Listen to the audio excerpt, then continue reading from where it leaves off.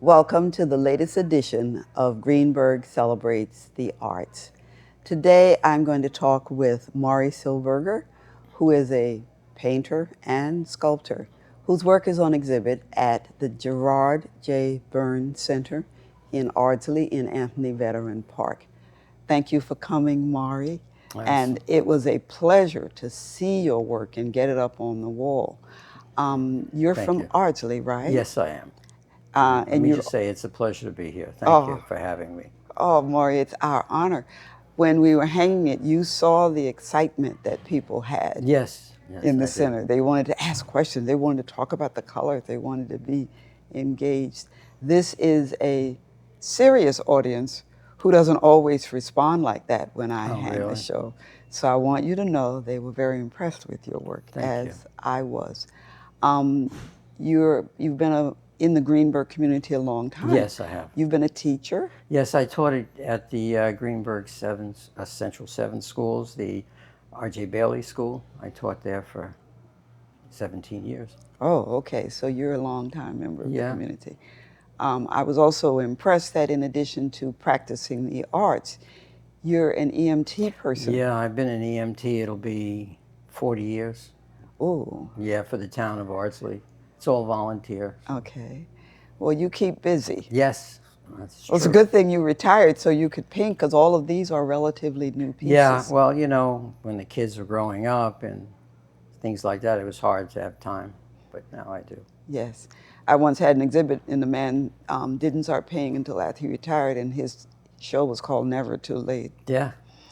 And that's one of the good things. And the other part about it is I think as we get older, the creativity that we've had finally gets time to be expressed. Right. You absorb a lot over the years that you want to try to get out. When you have the time, it works very well.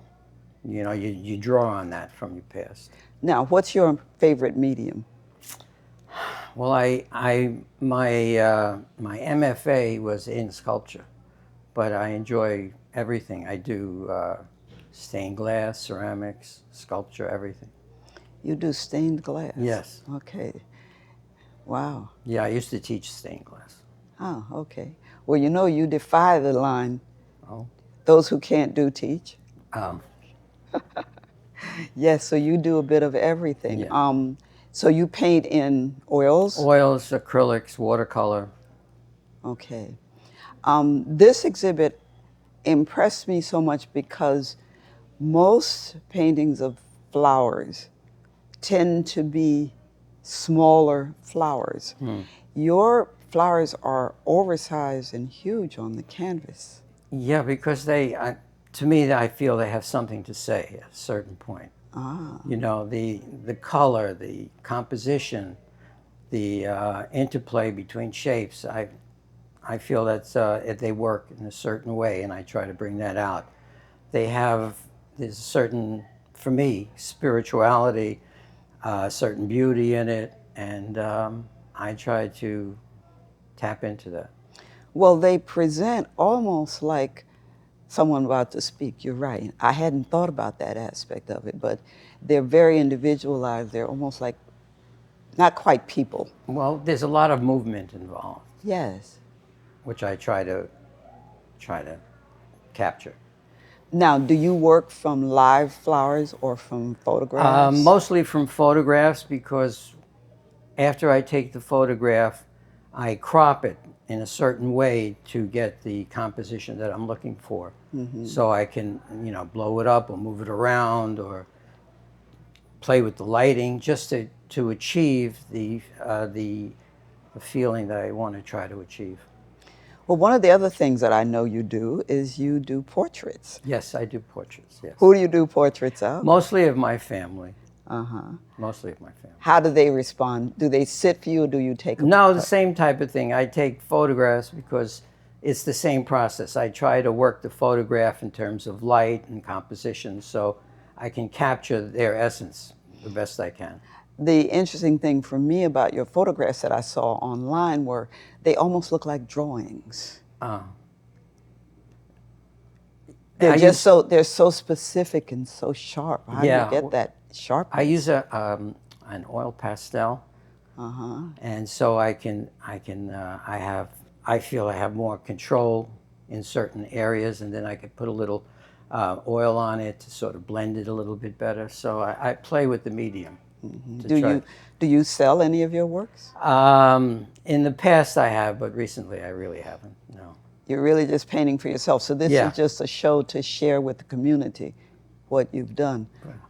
You're scheduled to be here until the end of October. Correct. So it will get a chance to be seen by many people. One of the questions I always like to ask people who paint and draw and sculpt, how long does it take you to do something like these pieces? Oh, wow. It can take a while. It depends on how much time I devote to it. You know, there's certain days I can put in more time than others, but it can take a few months. Wow. And what about your paintings? The paintings also take me a long time because, you know, it depends on how much time I can devote for it, and sometimes I might change my design in mid painting and try to work it out if I don't like what's happening. So it could take me quite a few weeks. What do you do when you don't like a picture that you've painted? I go over it. You go over it. Yeah. You don't just set it aside. You continue to work on it. It's like a challenge to me. I have to get what I'm looking for. Okay. Where did you get your art training? Well, I went to City College in New York. Okay. And and then I went to graduate school there as well. And then I became involved with a group of people in the graduate program. We started a gallery in Soho. This was back in the early 70s. It's still in operation? The gallery still is. Yes, okay. Yeah, and in fact, about 2 years ago, I exhibited a piece at the gallery. They're now on West 26th Street, but when we started, we were right down on Prince Street. So you were graduate students who decided to start your own gallery. Yeah. Great initiative. Yeah. Because for artists who are starting out, that's one of the difficulties, getting seen. It's why Greenburgh has so many different galleries, so that people we get young people who've never exhibited before who start here. And I think that was a real gutsy move for you all during that period. Yeah, it was really nice. It was nice to be there. At the time, there was nothing there. It was all warehouses, but it's a lot different today. Yes. Well, that's the space you could afford there. That's right. That's about it. Yeah. Yes, yes. So since you don't sell, why do you think you paint all these pictures? It's just a desire I have to express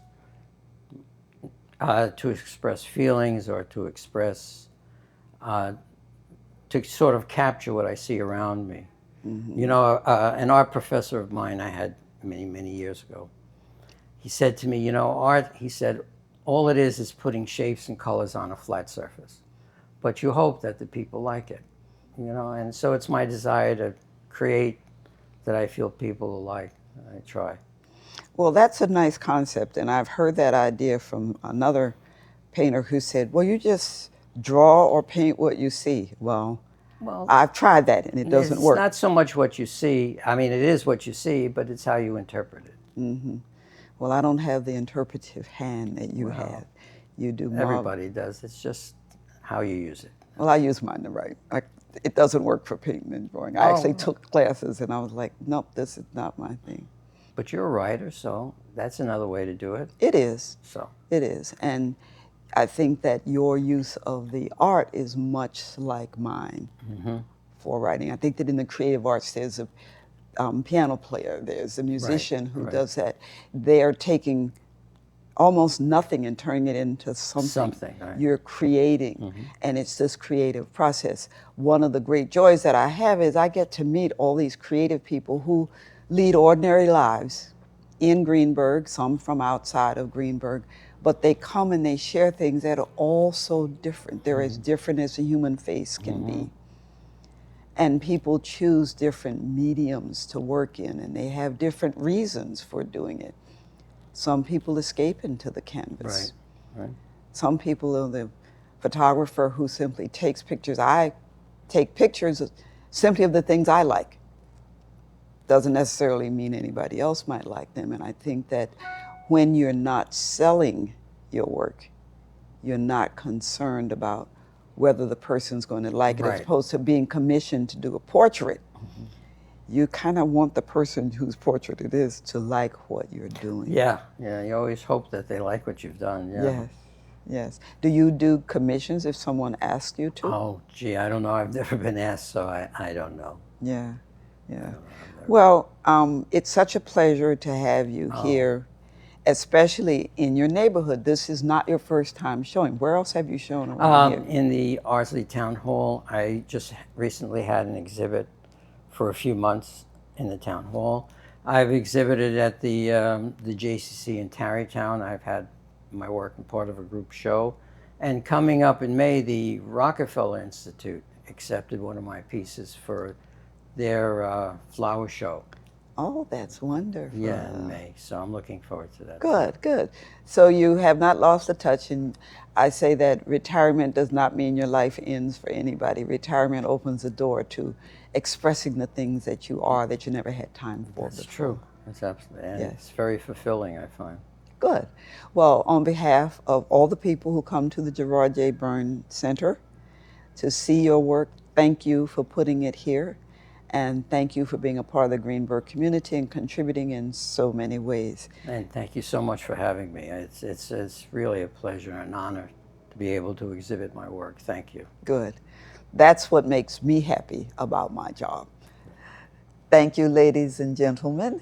This has been our exhibit conversation. I hope that you will get down to the Gerard Byrne Center and get a look at these things that are marvelous and that will inspire perhaps you to go home and begin to paint or express some of your own creativity and become one of the exhibitors here. Till next time, bye.